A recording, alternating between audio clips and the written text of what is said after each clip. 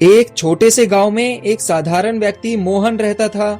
मोहन मेहनती था, लेकिन उसकी जिंदगी में बहुत सी कठिनाइयां थी।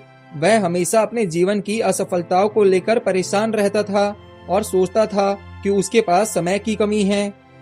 एक दिन वह अपने गांव के सबसे वृद्ध व्यक्ति बाबा रामू से मिलने का निर्णय लेता है। बाबा रामू गांव के सबसे बुद्धिमान और सम्मानित व्यक्ति थे। मोहन ने बाबा से कहा कि मेरे जीवन में बहुत सी परेशानियां हैं और मैं अपने जीवन में समय की कमी को भी अनुभव करता हूं। कृपया कुछ बताएं।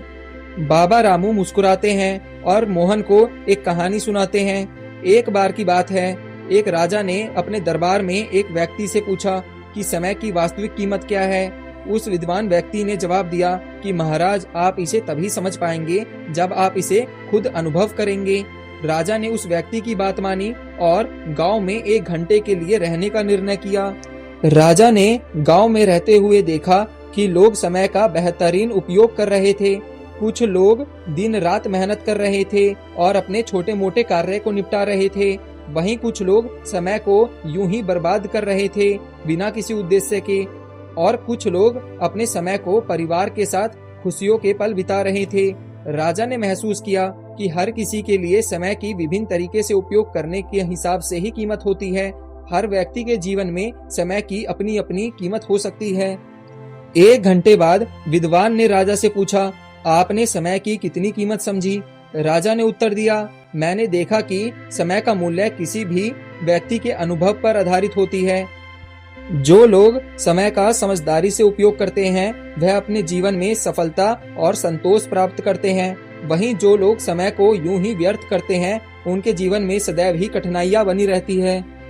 बाबा रामू ने मोहन को समझाया, समय का वास्तविक कीमत उसी समय में छुपा होता है। यदि आप अपने समय का सही उपयोग करोगे तो आपके जीवन की कठिनाइयां अपने आप ही नष्ट हो जाएंगी, अन्यथा जीवन में सदैव ही इसी प्रकार कठिनाइयां बनी रहेगी।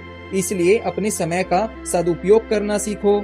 मोहन ने बाबा की बात को ध्यानपूर्वक सुना और जीवन में बदलाव लाने का निर्णय किया। उसने अपने समय को व्यवस्थित किया और मेहनत के साथ अपने लक्ष्य पहुंचा। धीरे धीरे मोहन की मेहनत रंग लाई और उसने अपने जीवन में सफलता प्राप्त की।